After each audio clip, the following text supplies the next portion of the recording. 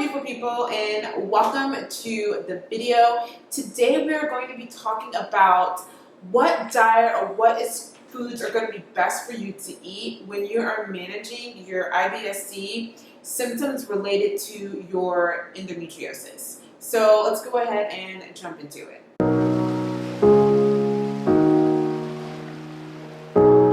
So with endometriosis, it is a condition that not only just affects your reproductive health system, it can be a whole body condition since it can interfere with a lot of normal processes within your body.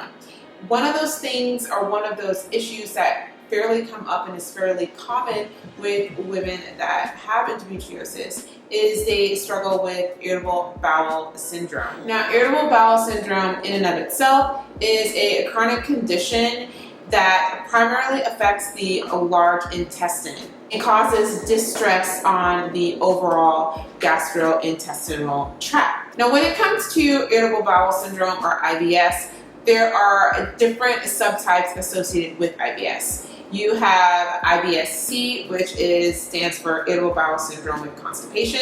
You have IBS-D, which stands for irritable bowel syndrome with diarrhea, as well as IBS-M or IBS-A, which stands for irritable bowel syndrome with mixed symptoms or irritable bowel syndrome alternating.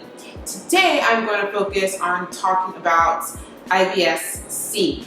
Common symptoms most often associated with IBS-C is going to be cramping, gas, bloating, abdominal pain, and of course, constipation.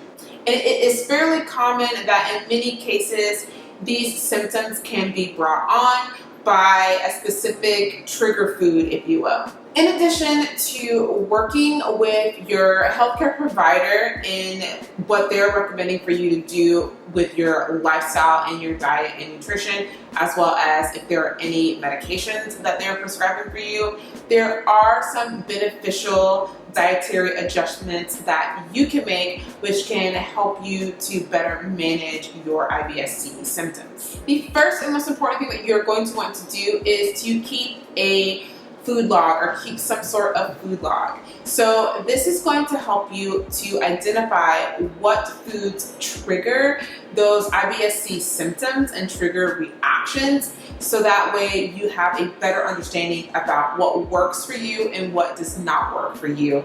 And you can also take that food journal or food log and you can talk with what you're recording and what you're experiencing and what you're feeling with your doctor, so that way they can have a better idea of what you're going through and they can better advise you. The second thing that you are going to want to do is you are going to want to become super mindful of fiber.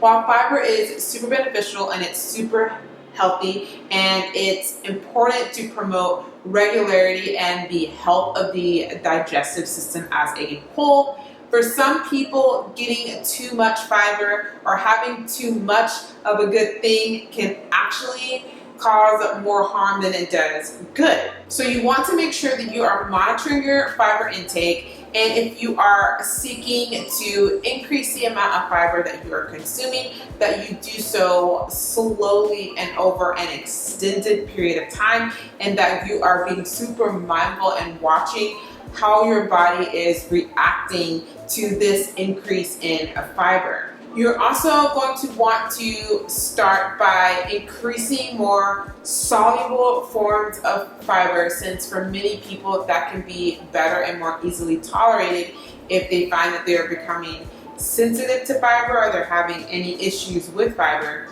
Try focusing on increasing more soluble forms of fiber.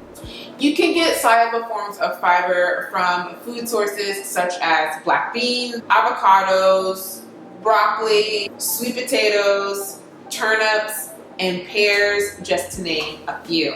If you find that your body is reacting to fiber, while you're increasing more soluble fiber, take the opportunity to also decrease more of that insoluble fiber, because that could be leading to adverse reactions such as gasiness and bloating.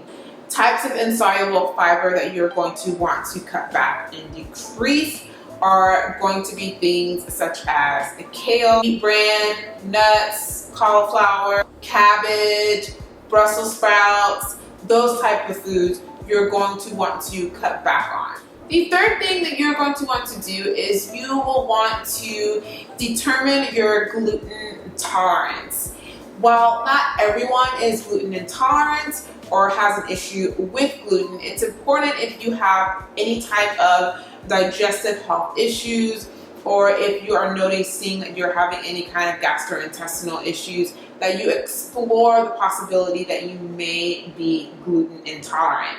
And for this, you're definitely going to want to work with a registered dietitian, a nutritionist, or a gastrointestinal person that is going to be able to help guide you into what you need to do, or take you through an elimination diet, or run the appropriate tests to identify if indeed you are gluten intolerant, and if that's an issue or if that's an area that you need to maybe just remove or decrease or limit the amount of gluten that you are consuming. Another thing that you can do is to increase your overall water intake.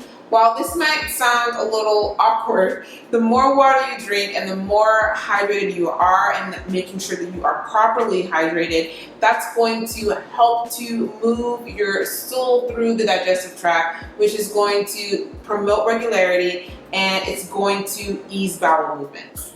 Take the opportunity to cut back on common trigger foods. Some common trigger foods are going to be things such as your refined and processed foods.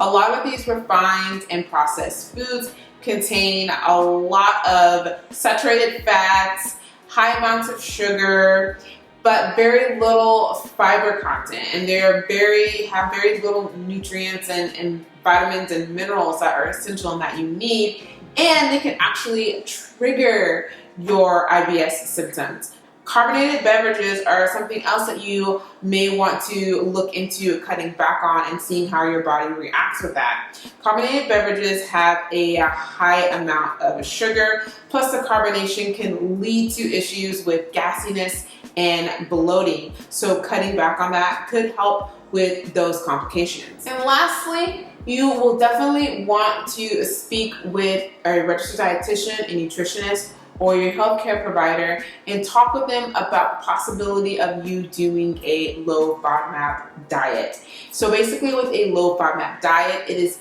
highly similar to an elimination diet, but the main difference is it is focused on specific subgroups that have been found to aggravate or increase symptoms for IBS sufferers. So you definitely want to work with somebody that understands how this diet works and can guide you along through the process of what you should and should not be doing with the low FODMAP diet. And that's going to help work with you in tracking, monitoring, and guiding you along this journey so you can identify and see if any of those different types of foods can be triggers for you that are causing your IBS symptoms to become more prevalent or causing you to have IBS flare-ups. So that is all for today's video. I hope that you found this informative and helpful. If you did, go ahead and hit that thumbs up button. I would appreciate it so much. Also, before you leave, make sure that you are subscribed and hit that subscribe button and ring the notification bell so that way you are notified of any and all videos that I upload here on this channel. And until next time, here is to defying aging and redefining fertility.